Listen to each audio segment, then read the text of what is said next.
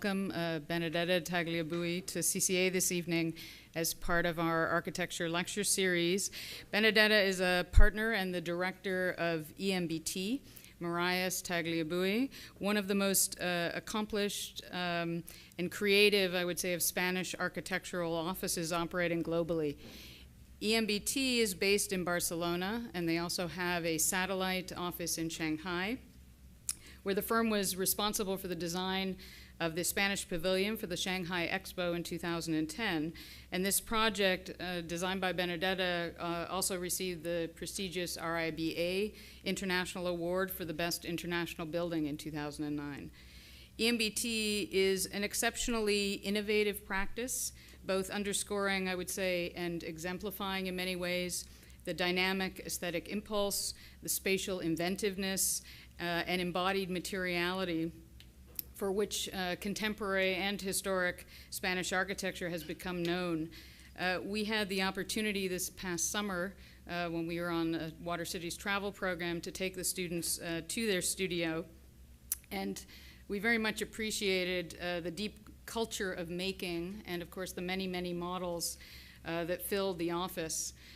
Projects such as the Scottish Parliament complex, the Parc Diagonal Mar next to the Forum, the Santa Caterina Market that you're looking at here, in the Gothic Quarter of Barcelona, the City Hall in Utrecht, and the School of Music in Hamburg all exhibit in many ways the expressive possibilities of the architectonic as these integrate formal and spatial ingenuity with inventive material detailing, recalling in many ways the kind of artisanal nature and quality that's deeply embedded in their work.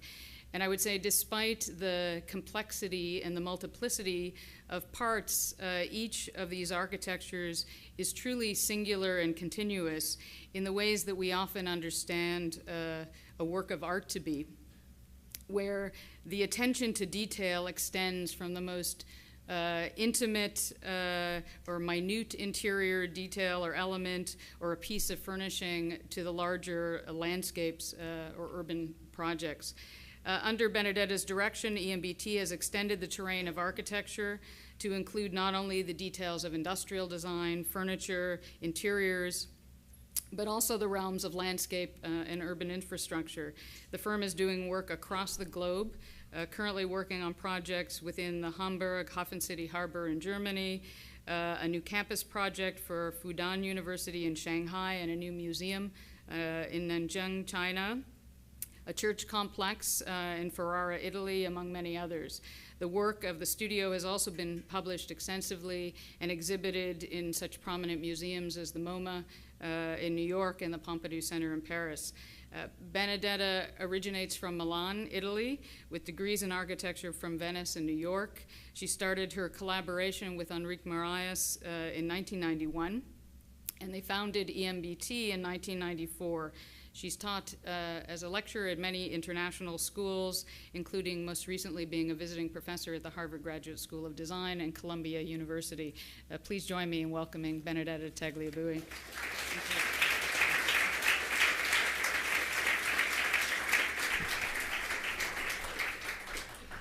So good evening, everybody. I'm very happy to be in San Francisco. It's the first time I'm in San Francisco, and I'm meeting again with some old friends like Mark Johnson, who is here and who will be part of the story I will tell you tonight. I thought that maybe the story of our studio is very well represented by this project, Santa Caterina. So that's why I choose to start with this, because this is a story very near our home, and it is a story which was really about redoing not only a building, not only an object, a market in itself, but about reshaping a urban piece of the city of Barcelona.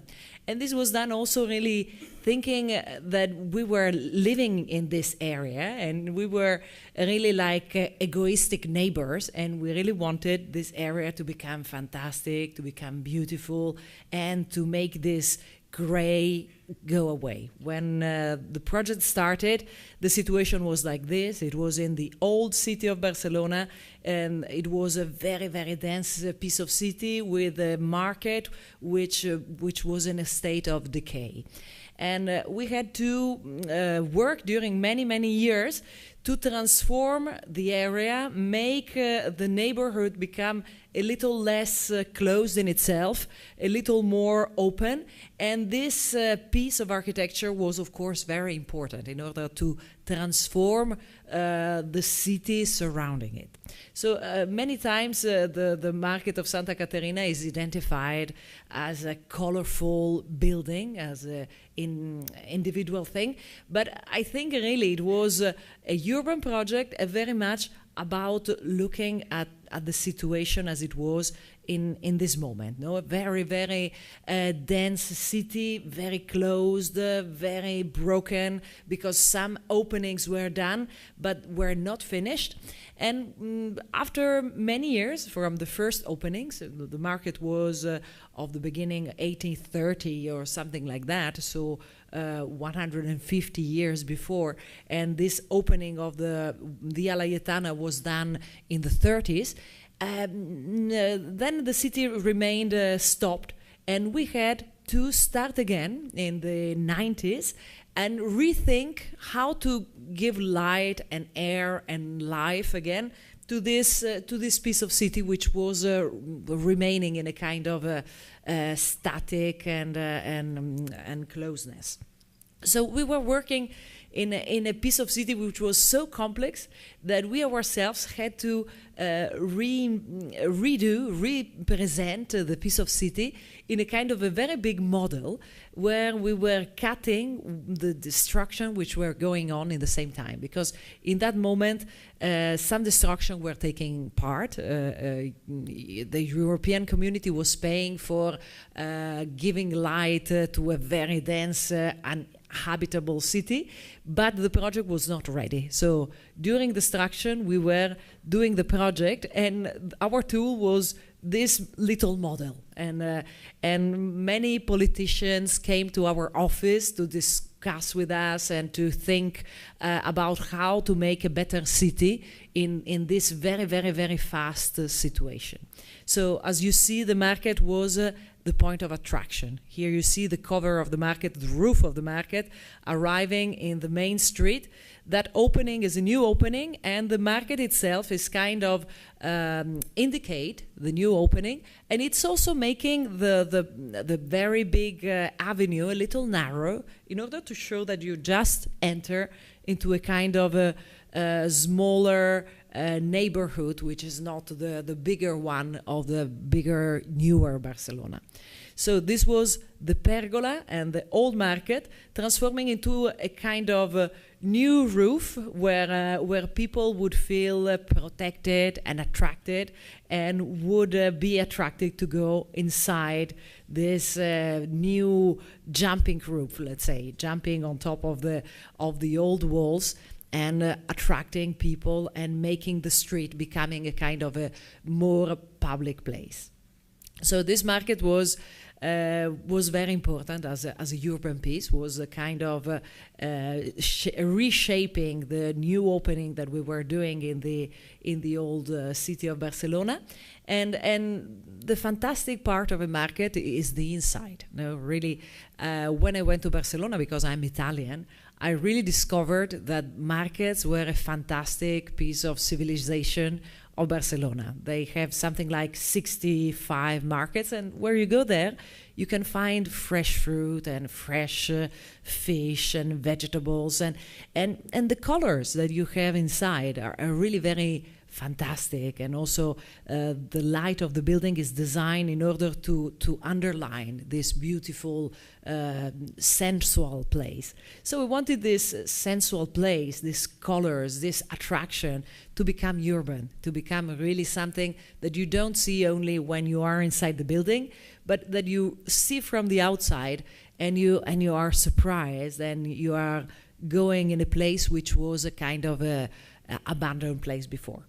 So this was many of the models we created for Santa Caterina. This was a project which needed a lot of effort because we really were so ashamed about the very complex historical situation that we never did a kind of a very determined project. It was a project which was taking place little by little, taking the lines from the history. In fact, underneath the Santa Caterina market, there was a monastery, and a very strong one with a fantastic church and a very famous, tower. And in fact, when we started to excavate, because the project was going on and there would be the new construction, we knew that we would find the monastery lines, let's say. And what we find was that. And the same archaeologists became very, very surprised about what we found and what to do with it. No? But at the end, everybody was kind of convinced that it was very important to find the archaeology underneath, to find the history, but also it was very important to make the city work. So it was decided, together with the archaeologists, to maintain some of the stones, to make it visible with a kind of an underneath museum, but also to make the project go on and not the stones stop the project. Actually, these photos are really fantastic. This was a very special moment when we discovered the church, the monastery, the stones which were underneath. It was really like a kind of meeting, you know. It was when this part of history, which was absolutely unaware about the transformation of Barcelona, could meet Barcelona, and to me was really a kind of impressive, no, to have also these photographs which were indicating. Let's say the many dead bodies which were in fact in this earth kind of emerging and say, oh wow, there is the sun, there is the city, and this was, you know, because churches were the graveyards, were the place where people were buried. And in fact, we found many of these skeletons, and it was very strange to go on the construction site and to see this. And I always had a kind of hello, greetings for for the dead bodies we found. The archaeologists were cleaning them, and then they were putting in kind of black plastic bags, and I don't know where they were bringing the bodies.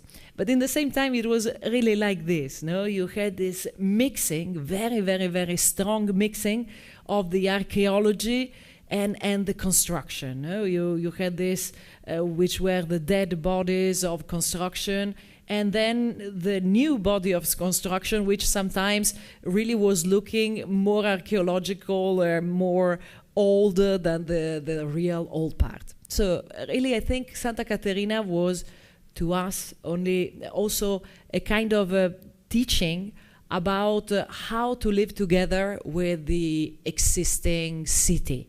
This part of Barcelona is very old, and we were kind of acting without refraining because of the existing, but also with a lot of respect. And it was about learning the dialogue between the existing and the new.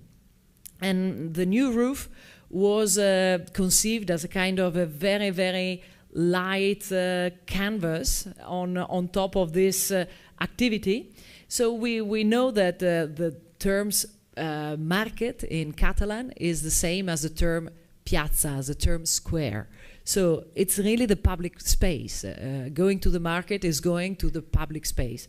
So we thought that the roof had to be a kind of a light structure, something which could resemble to a canvas. It's not a canvas, of course. It's something more stable and more solid.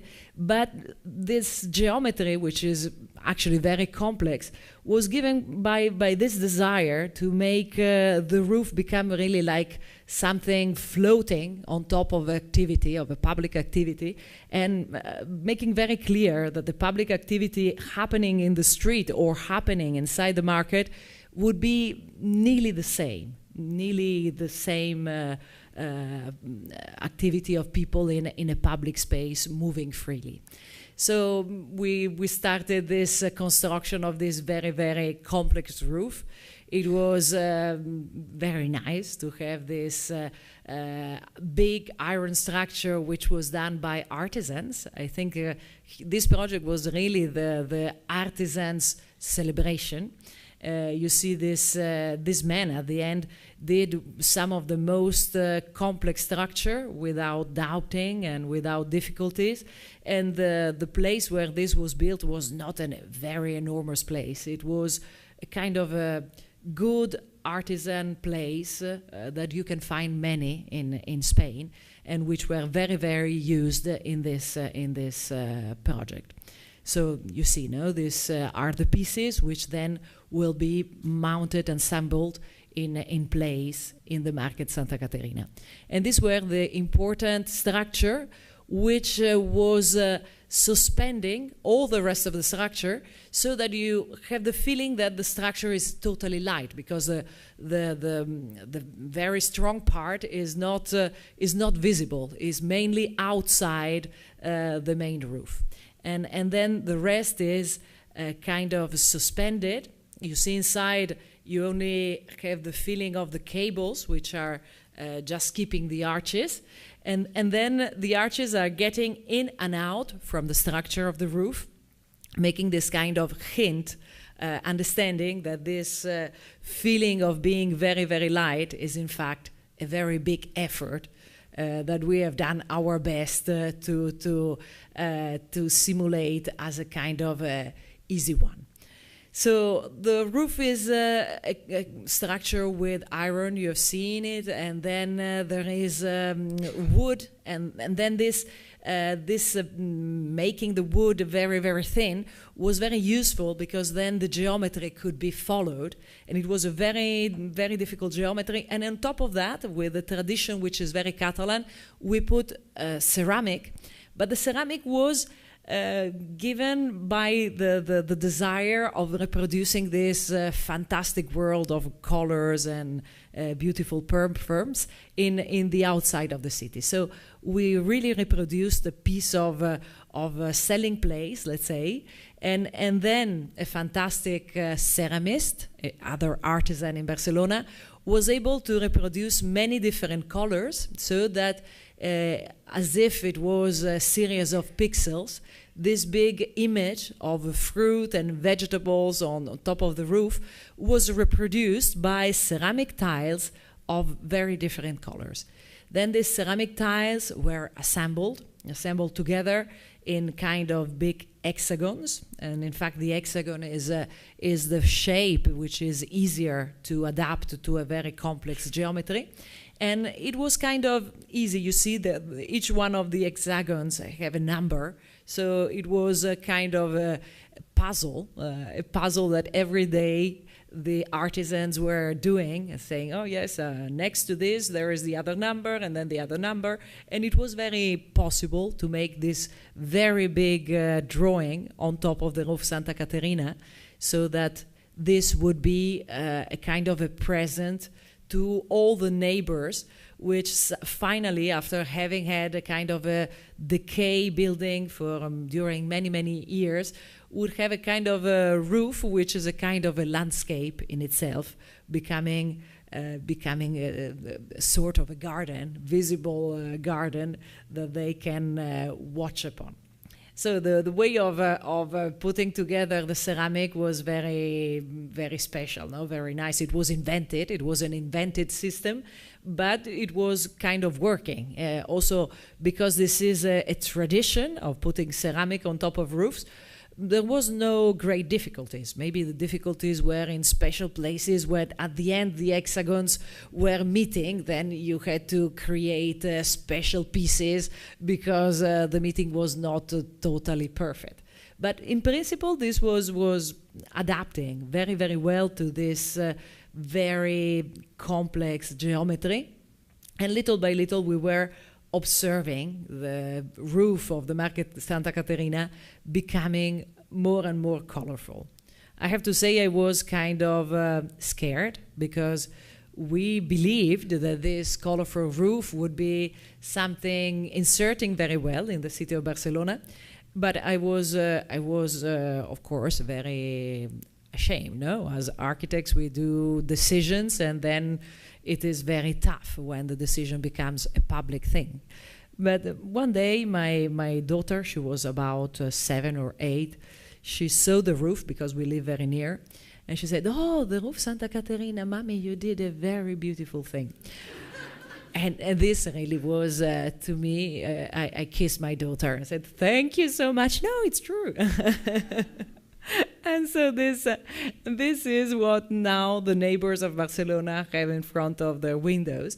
And what was fantastic was that this effort of making the new public space much better and better quality made that everybody individually, each one of the properties, a piece of properties of the houses, made the effort to repaint their facade and to become again a kind of new neighborhood. No, everybody was conscious about this and was very happy about the fact that this place would become a new place.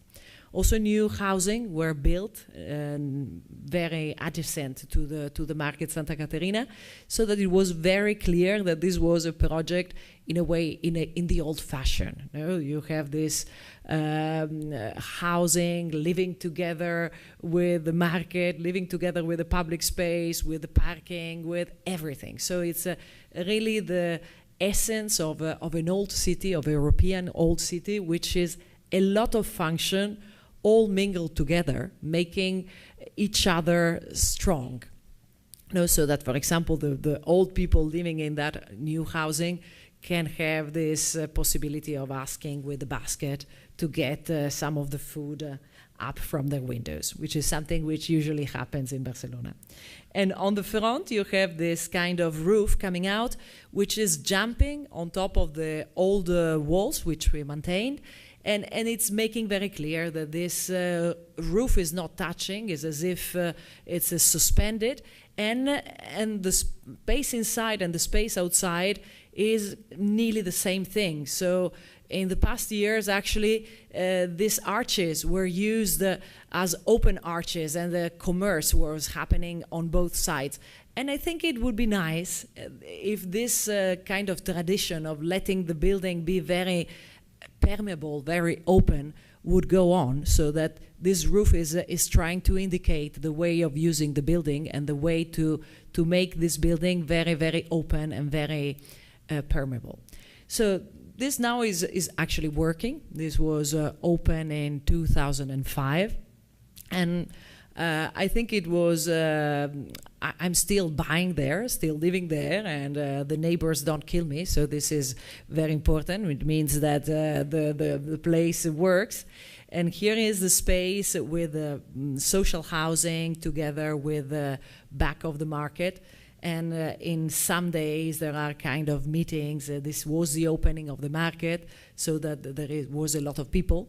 And this is the photo that I love very much, because is my daughter and son, and they are named Caterina and Domenic. And actually their name and their lives is very much in a relation with this project. And maybe that's why I love this project so much. It's not just the neighborhood project, but also my daughter Caterina brought the project, and I thought that she was the lucky person who brought it. And then, because the monastery was a Dominican project, a monastery, I gave the name Domenic, we gave the name Domenic to our son. So this, they were very, of course, they didn't like the story, we're at this age, but maybe one day they will be happy to have a story in relation to their own names and lives. And the market, like today, is like this, very colorful, very beautiful, very nice to go and shop there, especially on Saturdays, where there is a lot of movement. But also we were curious, you know, when you finish a project, you are kind of out, you know, the project is not yours anymore, it's from everybody else. And so we were going as spies in order to see how the the social life around it change. Because we have this hope, really, that this big intervention, this big effort on a public building will really be better in the life of everybody, all the neighbors, using the surroundings. So in a way it was nice, no, to make this kind of spy photographs, so that you see the very different type of ethnic. In Barcelona you have, it's very one type of people. It's not so many ethnics as in the United States. But in this part of town, which is the old city, you have a lot of immigration, so a lot of different type of people. And sometimes this could be a conflict, this could be complicated. But because of this activity going on, because of this public space working, maybe this conflict is becoming easier. So in a way, this is a series of photographs with this white boy meeting a black one of the neighbor and becoming friends because of the public space and the possibility of playing in it. I think it's maybe to me a kind of hope that what we could do was a kind of a good project for the neighborhood, for socially. And we will try in every project that we will do to maintain very clear that everything, every building we are doing is mainly a urban project, and it's mainly done to make the neighborhood and the surroundings better. So in a way, Eric Miralles, my late husband, was always saying that one of the phrases of Alison Smithson was, at least when you do a project, you have to leave the place better. So we are trying to leave the place better. And we have many other projects in Barcelona, but today I decided not to go through the big projects that we had been finishing in the last years.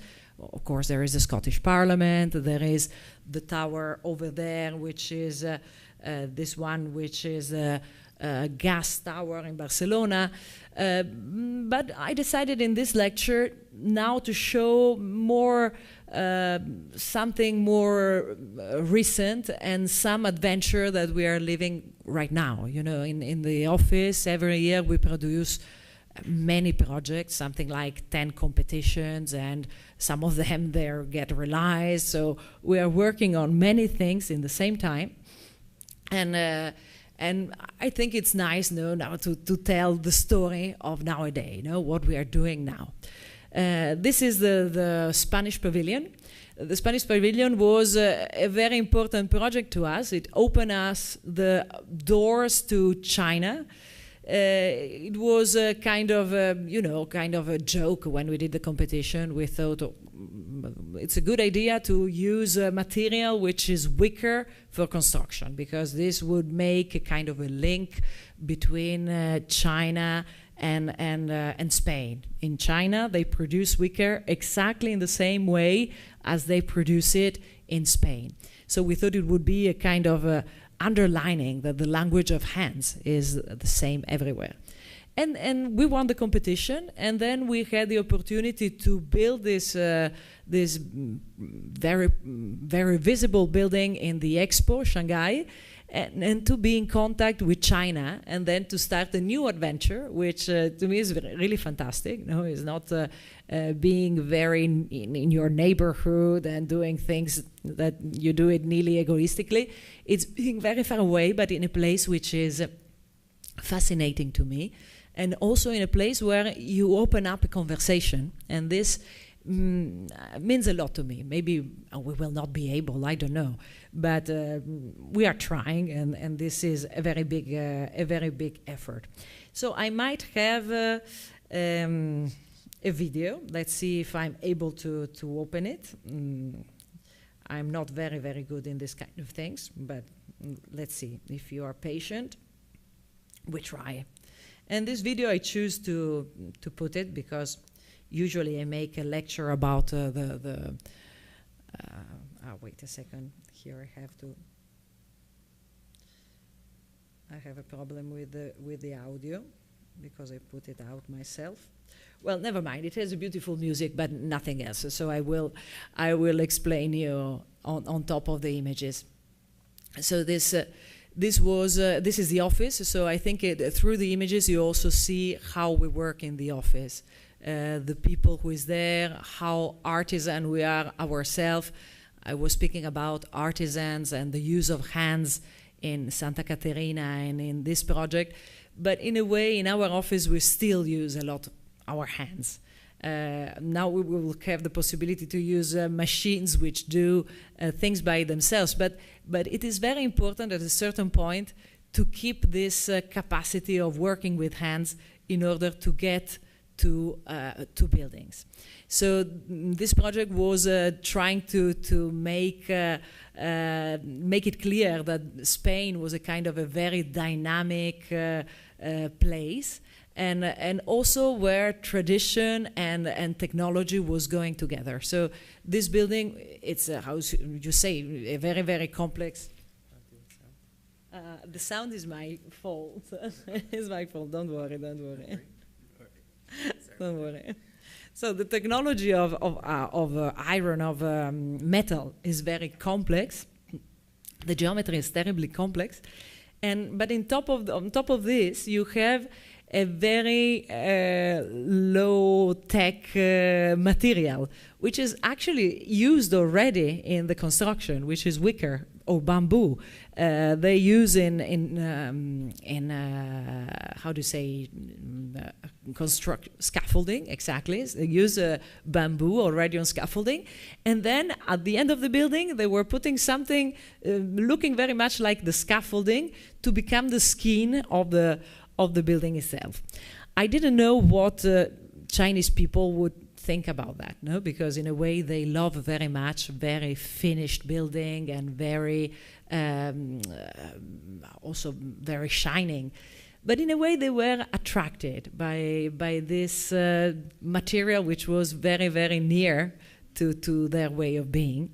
And inside there were very big exhibitions about Spain, trying to tell Spain to everybody in China, and this was very appreciated. And as you see in the night, the building was becoming like a big lamp, and in the day was this kind of very strange animal, which really was like an animal to me. It was an animal which I appreciated very much, because it was up, where is it? Is it this one? Yes. Like this. Okay. I appreciated the animal because, of course, like in Santa Caterina, I was very afraid about the final result. You know, here I'm Italian, and I was the architect of the Spanish pavilion. Everybody was saying, "Oh, you're in Spain since many years," but I was feeling so afraid.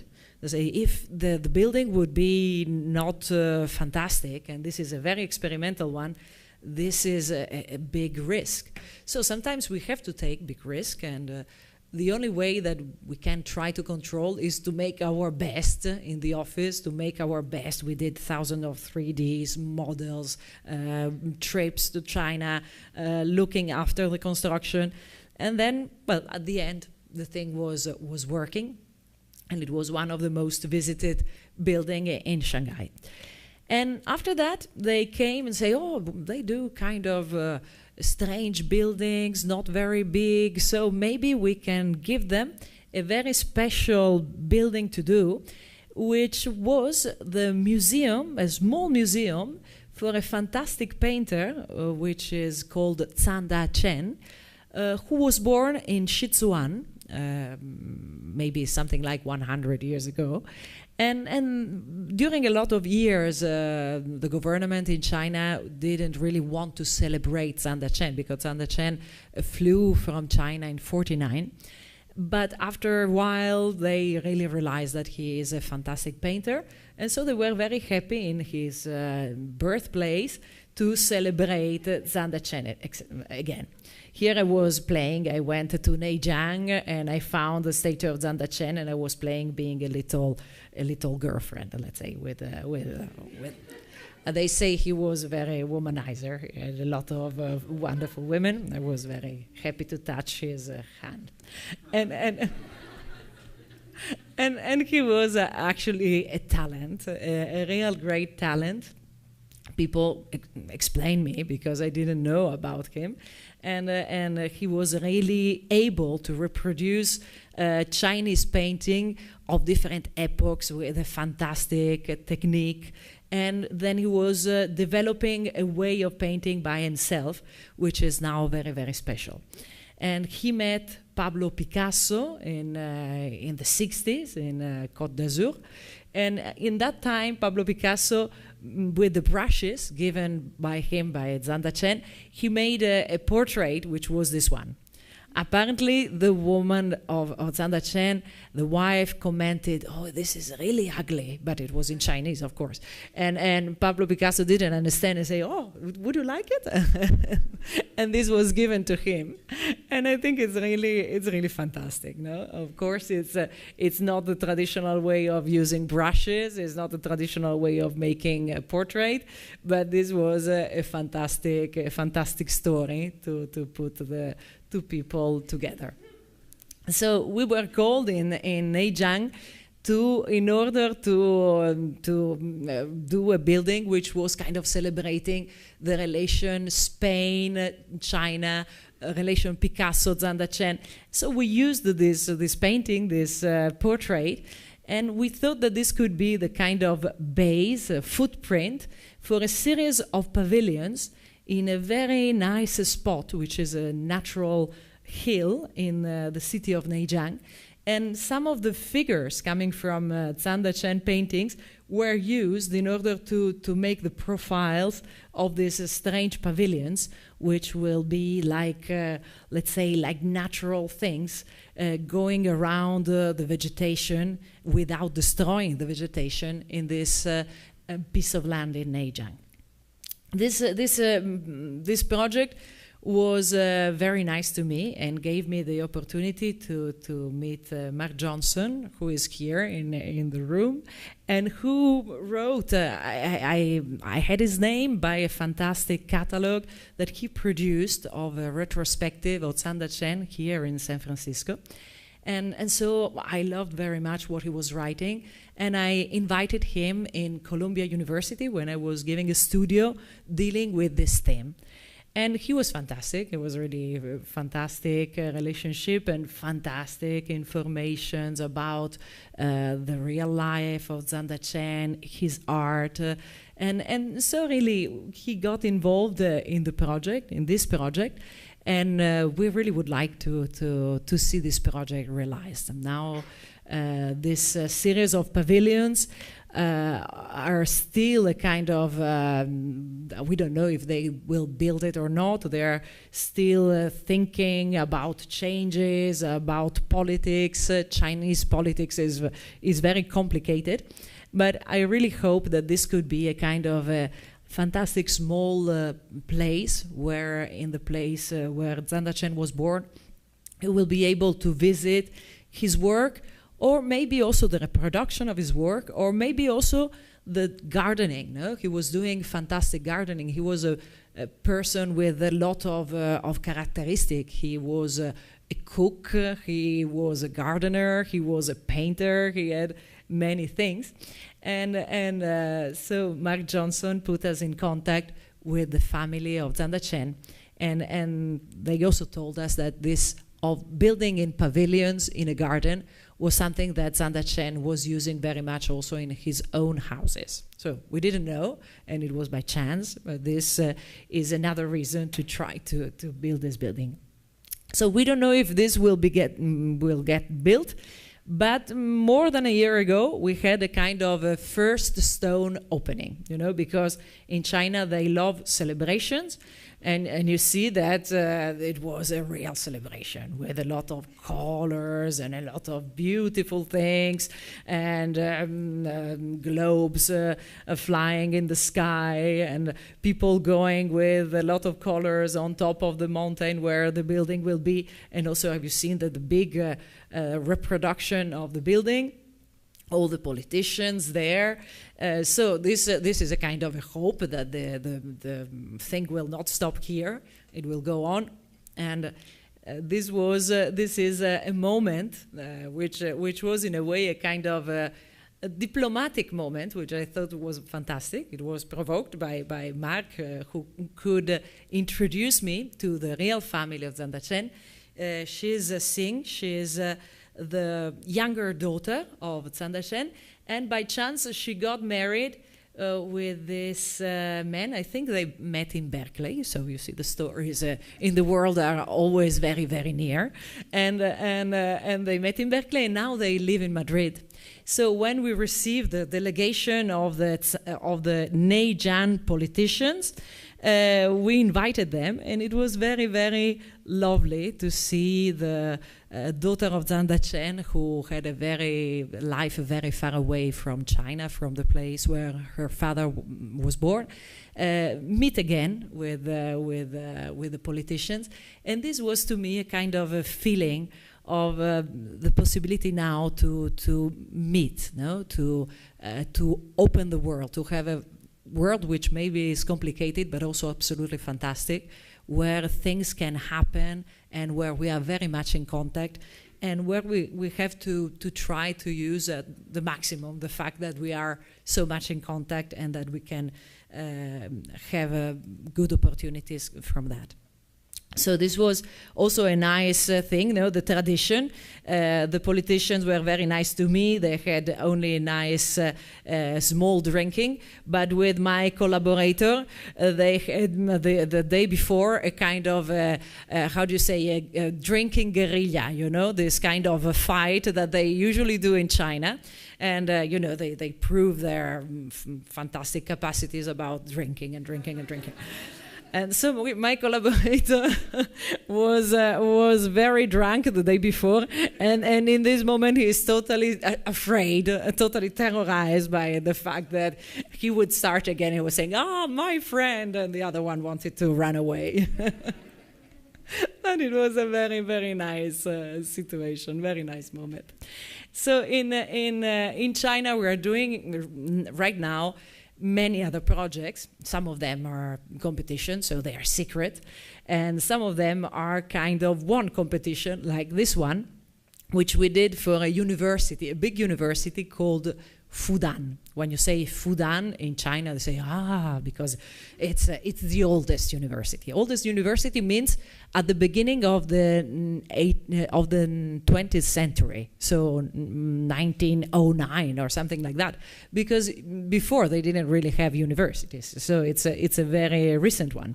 But we were making the competition thinking at the fantastic universities, also Monticello, where also we were looking at many public spaces, because we thought that making a university in the city, in this case, was really about making a place which would be not only for segregating students in a place only for themselves, but to invite the city and the students to mingle, especially in the lower floors, so that the city would take advantage of the new buildings of the university, and the privacy of the university would happen only on the upper floors. So this was our competition. And we were very surprised, because the competition you usually win are the one that you think you will never win. And in fact, we win this one. We were told that it was not for us, but we won it. And it's 3 blocks, 3 urban blocks in a new piece of city. And the idea was this, that the ground floor was a kind of a very common, very public ground floor for everybody, and then the privacy of the university would start in a upper level, so that you also have this kind of bridges connecting the three buildings, so that the connection between the university is very strong, but only at the upper part. So ceramic will be part of the facade, because also we think that ceramic is a kind of material which we know very well in Spain, which we produce, but is also fantastically produced in China. So we have the possibility to invent a way of using a ceramic facade, which is very technological and working very well with the university. And also a lot of roofs will cover both the public space on the ground floor and also the other spaces which are more private, which will be the kind of, how do you say, the corridors and the halls and the spaces which are not classrooms, but where you can learn a lot in a university, no? Which is a kind of intermediate space between public and private, between a closed lesson and a kind of interchange with your colleagues and people who can tell you a lot of good information. So this is now what we are developing in Shanghai. Very complicated. We are finding this entering in a new world a kind of a challenge, but we are very happy to try. And meanwhile, we make a lot of other competitions. We have so many that I think here we have to go very fast, otherwise we will finish in a couple of hours. So here is, for example, a competition for Luigi Bocconi. It's a kind of Fudan in Milan. I'm from Milan. You see how many collage we do, and at the end the collage are very useful because they bring you the story in a kind of a physical way, and we arrived to make the scheme from Bocconi, really coming from the collage, you know, the story of Bocconi itself, of the founder of the garden, and so on, became the story of the scheme. And then on top of that, we started to develop with many models, with many different ways, this very big complex with the tower, because now they really want to make a kind of a dense complex, with pergolas, with public spaces, and so on and so on. And at the end, we didn't win it, because this is one of the many possibilities you have in competition. You lose most of them. This was won by Sejima, and I think her project is absolutely fantastic. And I'm very happy that she will make something so beautiful and so important in Milan. But then we also do other competition. This is Italy and France together. It's a, how do you say, very fast train in connecting France and Italy. So it's a kind of a, both France and Italy are there. You see that we still work with this kind of collage, which are making us understanding where we are, the physical surroundings, and then try to get onto the site plan with some of the things we have been learning in the collage. And then the project, maybe it looks a little like, or maybe not, we don't know. But I think the fact of making collage is very, very important, because it's explaining a lot of things to us before starting a real decision. This one was, for example, making this station very much part of the existing infrastructure, so that you see the vaults are really coming from the train vaults already existing. And this is the transformation of the space through the new vaults in concrete and glass. So this is a competition. We got a very honorable second prize, but we didn't win it. So this also worse. This was in Athens. We did. We thought it was a fantastic competition from the Niarchos Foundation. about redoing the city center, city public spaces. So we thought, we will use the collage, and the collage will really become a part of the pavimentation and so on and so on. And we discovered thousands of things because, of course, on Athens you have so many things to discover. And but at the end we were not very able to bring this fantastic collage into the public space. So the public space doesn't look very much like all this dreamy thing, and we were not selected, so that's it. So we go fast just in order to see, what is on top of the tables of our studio during a year, for example. Many things happen. You don't really realize it, but the projects are changing on top of the tables, in the shelves, and then many of them you just put them back in the cupboard, in the drawers, because then they become unuseful. This was a church. This was the Church of Rome, called for competition in small places in Italy. This is a beautiful city called Ferrara, and we were very, very happy to come in Ferrara and to build this church. But actually we realized that the Church of Rome decided as a site for the ugliest place in town. But never mind, I think it's good, no? In a way, this new church would dignify this very ugly place. And we were looking at the city of Ferrara. Also, we were doing a lot of collage. We invited a fantastic painter called Sandro Chia, no, I made a mistake. It's Enzo Cucchi, so he would kill me because Sandro Chia is his competitor. But it's a lapsus. I'm very tired. Maybe you will not tell him. So we also thought very much about making a light structure, because in these days, when we were doing the competition in Ferrara, there were a lot of earthquake movements. Very terrible. This is a fantastic ceramic city, all this color, the color of the bricks. But we thought maybe it would be a nice moment, because of this movement of the earth, to make a very light wooden or bamboo-like structure, which is also good, no? Because in this moment the Church of Rome is showing that they are also very sustainable, also very poor. They have always been poor, and with this kind of materials you can do fantastic roofs, some fantastic halls, and we thought that this would be a good idea to propose to Ferrara. So the reference was something more aerial, like these balloons, which is a kind of tradition in Ferrara. They do it once a year. And so we were doing a light roof for Ferrara. A lot of sketches, a lot of little models, a lot of things. This explains you how much we keep a project in a state of indetermination. This is very much until the end.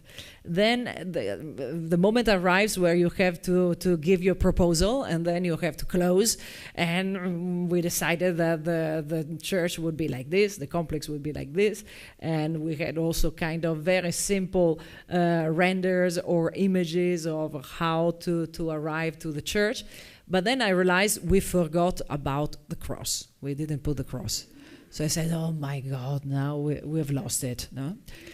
And then we won it. So you see that this is exactly as I said before. No, you can never tell. You always have this surprise in competitions that the one you don't hope about is the one that probably you lose. And now you win. Now we have other projects in Barcelona. This is very small and it's very indeterminate. I have very little to say about the project in itself, apart from the many collage. But I think it's such a beautiful program. This is Maggie's Center. It's an idea given by Maggie, who was the wife of Charles Jenks.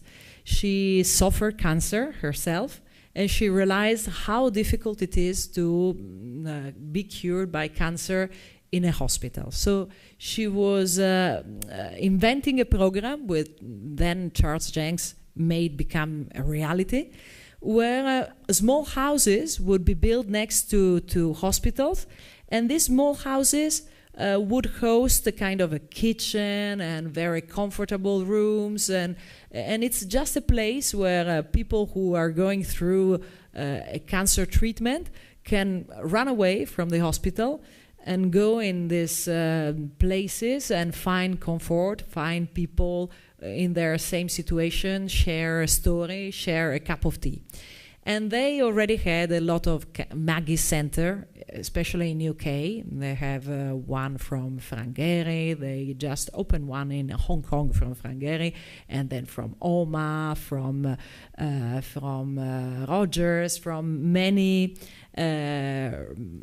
famous architects, because they were friends with architects, being Charles Jenks and his wife. And now we are called to do the first one in Barcelona. It's in a fantastic location next to a building which was a very old hospital in Barcelona.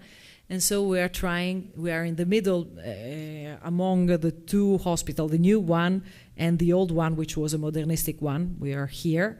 And so our little house would be really a kind of a garden house where people who are receiving the treatment in the new hospital can run away and forget about everything, embedded in garden and in a building which resembles like a kind of a garden pavilion.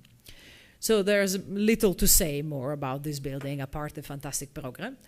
And because we are in the United States, I wanted to bring you a story about the United States because this was a very beautiful story. I lived in 2009. I was called by the Merce Cunningham company. Merce was still alive, and he wanted to have a fantastic 90th birthday play. And so he always wanted to collaborate with different people of different professions and different ages. Of course, he had in the past the best collaborators that you can imagine. He was with Rauschenberg and with Jasper Johns and with John Cage. They were kind of starting all together. But the nice thing is that at his age, he wanted to do something different, and he wanted to involve younger people and to risk every time. So they called me, I don't know how. They came to Barcelona, made some interviews, and they decided that they would ask me to do a very big structure, because they wanted to have a play where the musicians, many musicians, would be on stage together with the dancers. So I thought that this would be the nice object. It was also the play had to be on the day of the 90th birthday from Merce Cunningham. And I thought this is a fantastic present to give to a person of 90s. One of the most beautiful things you can find in nature, crystal rock, with the possibility of lights and the possibility of reflection of many colors coming out from its transparency. So we tried. We tried to put a kind of a gigantic crystal rock in the middle of the stage, so that the musician could stay on top of this structure, and the dancers could dance around and maybe on top of it. So this is the result, and this was still the moment where we were doubting, and also poor Merce, who was at the time going in a wheelchair, was also doubting. No, he was very, very precise, and when we showed him the first models about this big construction, which would be in the middle of the stage together with his dancers, he was very concerned about how much space this would take from the dance, how his dancer could move around. And then we proposed that maybe one dancer could dance at the different level on top of the structure. And he was really considering this. You see, he was very serious. We were around kind of chatting and trying, but he was very, very serious. And he said, well, let me think about that. And I will give you some conditions. I don't want this to be scary for my dancer. I want it to be totally sure. and you have to assure me that this is not trembling because my dancer need to feel as if they are on the floor. And we said, of course. And then it started a kind of great difficulties. You are in a kind of a tight budget, tight timing.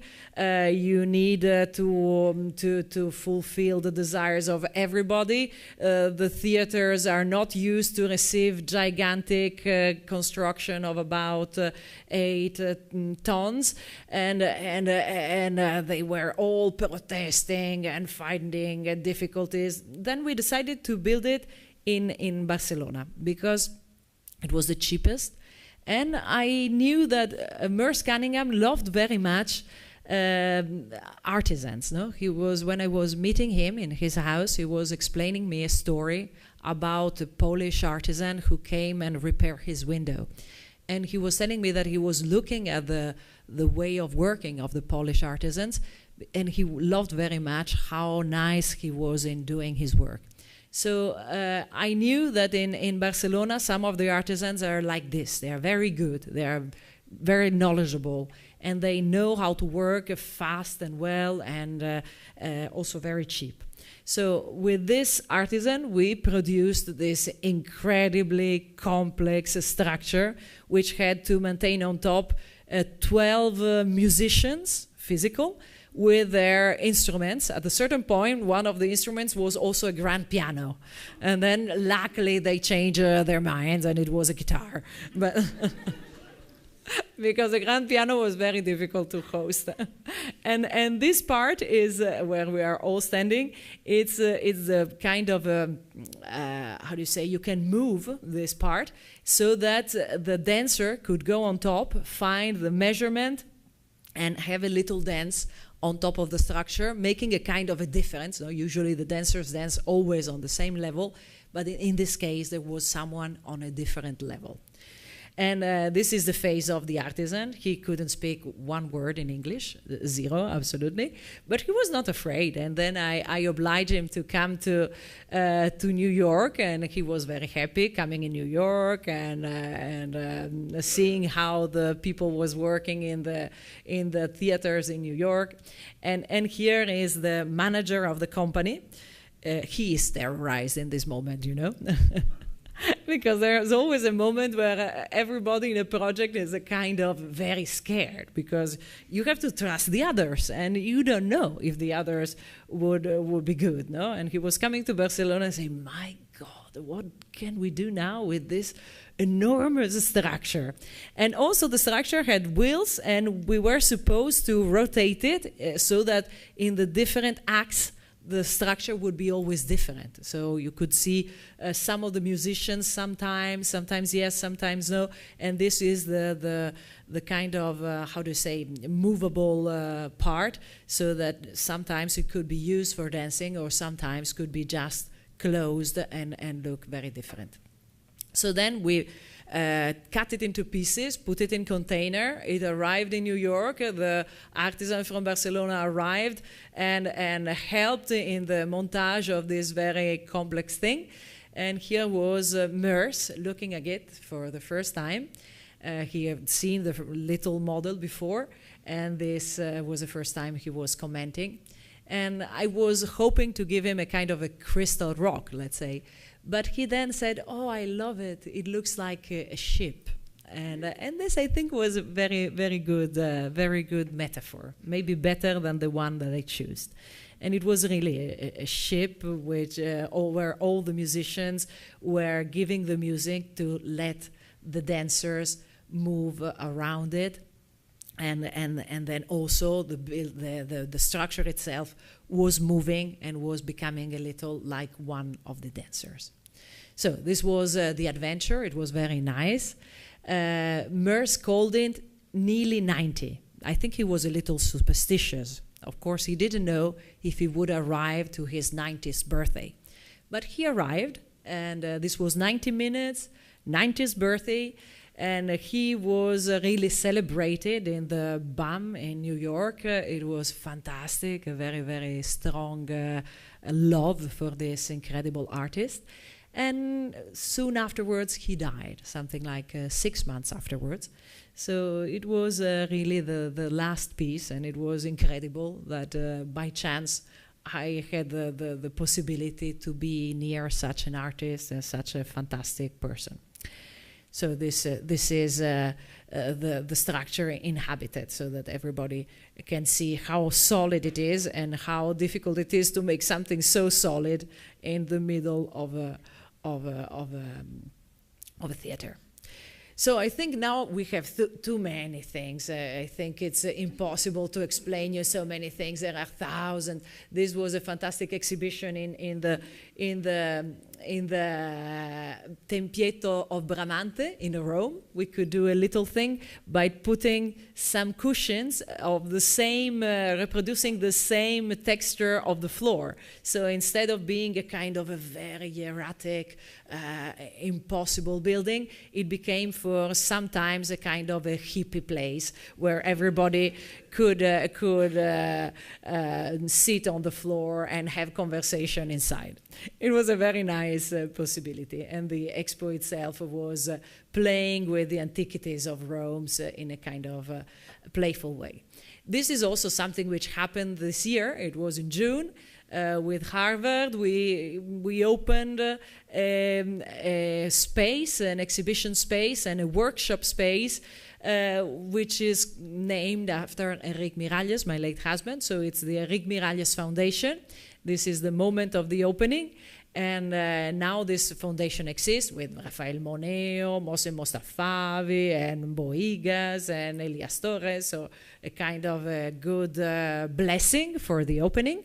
And now this space exists. It's in Barcelona. It's underneath our office. So now we have this office working on top, which is kind of experimental, as you have seen, and also places where workshop working on special thematics will happen, and a fantastic space where this can be exhibited. So this is something very important to me, and also something which is taking now a lot of time away and a lot of effort. But I hope that this can be also something fantastic to have it near to the production, production and experimentation being very near. So this is the moment of the opening in Barcelona. This is our office, and the workshop take part together with this, which is the storage of our models. So working together with the storage, I think it's a good idea, something very nice. And this is also, I think it's the last one. It's very long, very long. We did with L'Oréal a kind of place where it's academy. It's an academy in Barcelona where the hairdressers go and learn about the products by L'Oréal. I thought it was nice, and it was very nice to investigate about the fact of the hair. No? Hair is beauty, synonymous of beauty. Also, hair has this kind of shape which, well, were adopted by the modernistic architects, and we are in the core of the modernistic city in Barcelona. So we did this play with the theme of hair, making this space becoming like a geometry of hair. And we also investigate very much about the history of L'Oréal, the history of, here is more the history of L'Oréal in a kind of a mural, because they really had this image about the hair, about the beauty of curves, of the femininity of curves, and what this means in relation to beauty. So we investigate this very much in many different ways, because this is a big company. They were not sure, we don't know, we doubt. So at the very end, this kind of big mural was the one which was missing, and we were nearly ready not to have a mural. These are the many pieces which are inside the place. No, we've created some fantastic bamboo rattan lamps, and some ceramic floorings, and so on and so on. But I was very keen about making this big mural with the story of L'Oréal and the story of the hair. And at the very end, they didn't want it. They had this usual excuse saying, oh, there's no budget anymore. I said, okay, then if there is no budget, everybody in the studio will come and take a pencil, and everybody will draw the big mural on top of the wall. So this was what we did, and we had everybody. We are very many in the studio. We are something like 40 people, and everybody at midday came here. We had this already put in place, so that we just had to go little by little in making by the different hands a pencil go, so that this drawing would really like being a drawing of a hair, and also the pencil is very fine as hair. So this is really a kind of a metaphor, and very simple, done by the hands of everybody. And at the end, this was really a kind of party, a kind of an excuse of making everybody doing something different. Here you see also the client is on the stair, so he is also enjoying very much, not the doubt anymore, but just enjoying doing the thing. I don't have the photograph of the result, but it's over there, the little lines. And if you want, we can watch a video. It's a small video about this moment, and then we can finish with that. If it works, we can try. So we can put the volume, for example, maximum.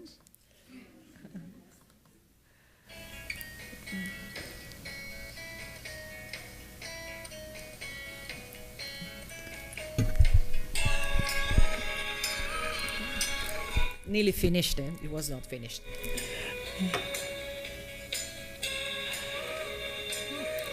This video also is very homemade, because this was the no budget part of the building.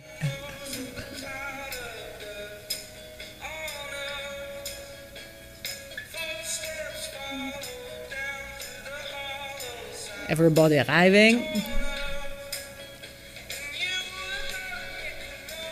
She's very happy. She's the one directing the work.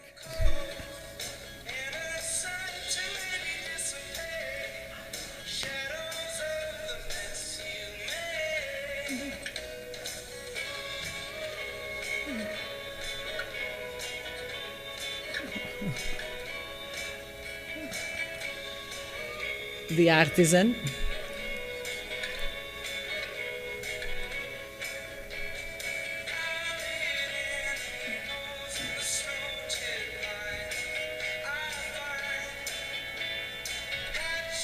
You see, very complicated.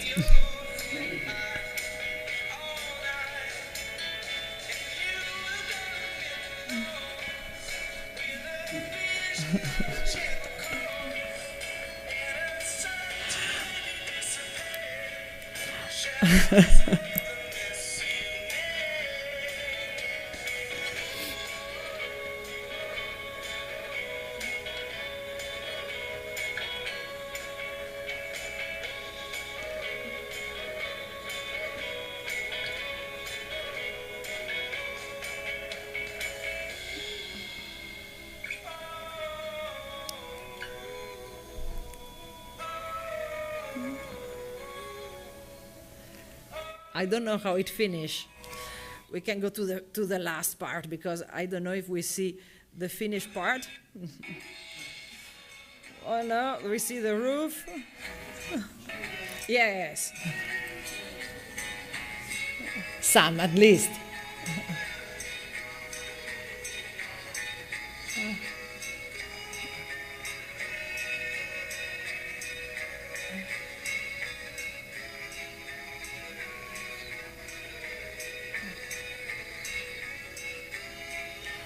Okay, it's finished.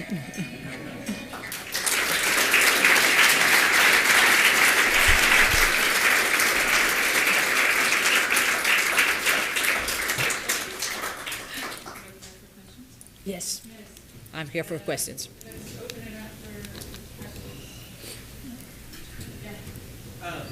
So a lot of your work seems counter. I mean, so in the United States, we have a lot of work that's based on what you can buy off the shelf.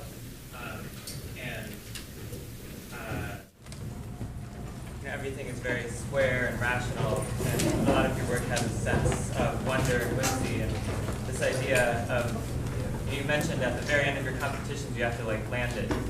How do you turn it into something real? And I guess, and I imagine you also have to collaborate a fair amount with your engineers. And I was wondering if you could talk a little bit about the meeting of these two worlds.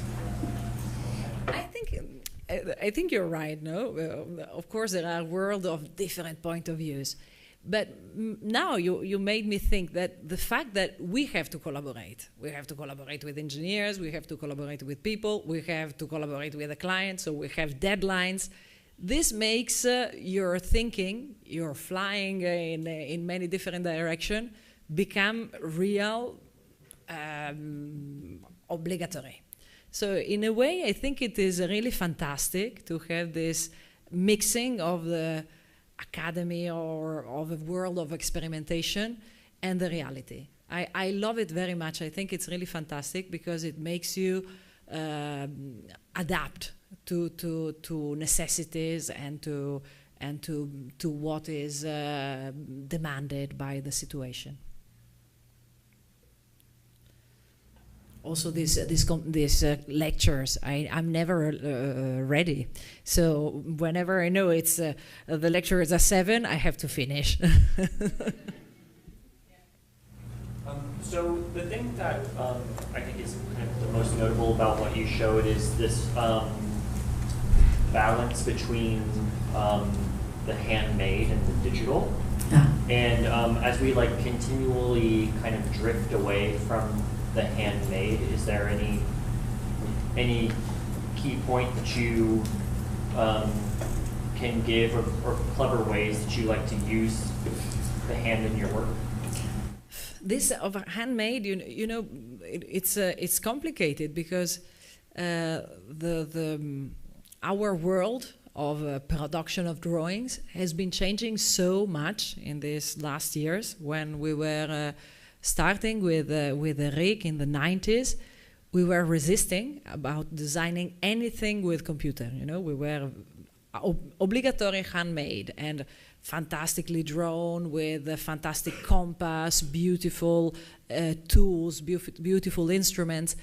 And then this, of course, became absurd. It was not possible to communicate with people by avoiding technology. So we inserted technology and we tried to make it as much as possible similar to our way of working. But this also is difficult. It is the program is not responding exactly to your way of doing. And so I think in these last years we are adapting all the time.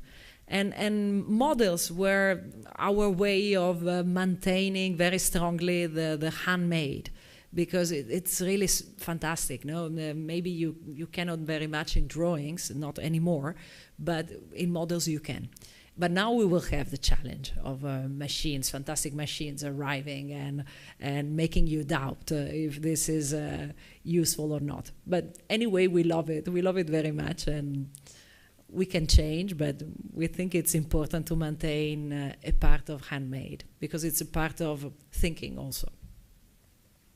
Can I maybe ask a kind of extension to that question? What are the opportunities that you've discovered by merging your sort of tradition with digital design technologies, things that have moved forward? I'd assume in some cases some of the spatial constructions that are developing, for example. I don't know. This is not very easy to say, but for example, the Shanghai Pavilion was a fantastic way. I was thinking that, for example, the handmade was putting together China and the Western world, but also technology is absolutely putting together, because we were producing a very complex geometry in the structure. And then we were sending the drawings to the Chinese builder, and the Chinese builder was using nearly exactly our drawings in order to produce directly with the machines. So it is really very, very fantastic, this possibility now.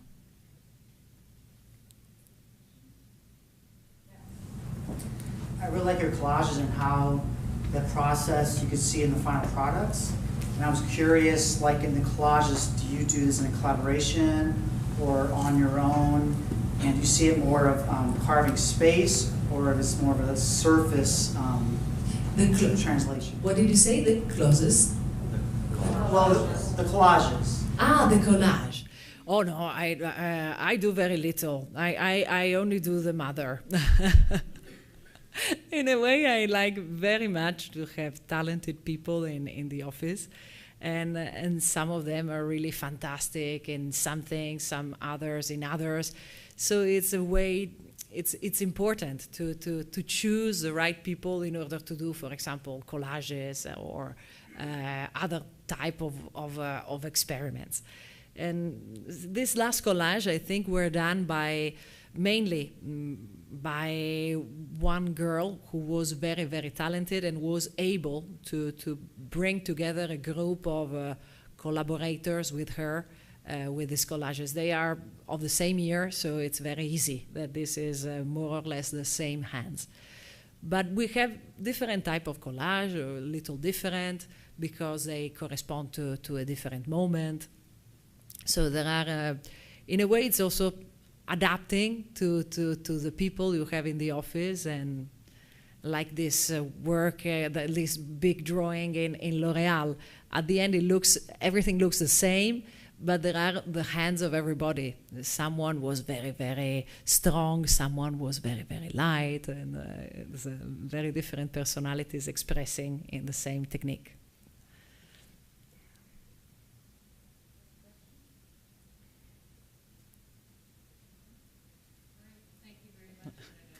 Thank you.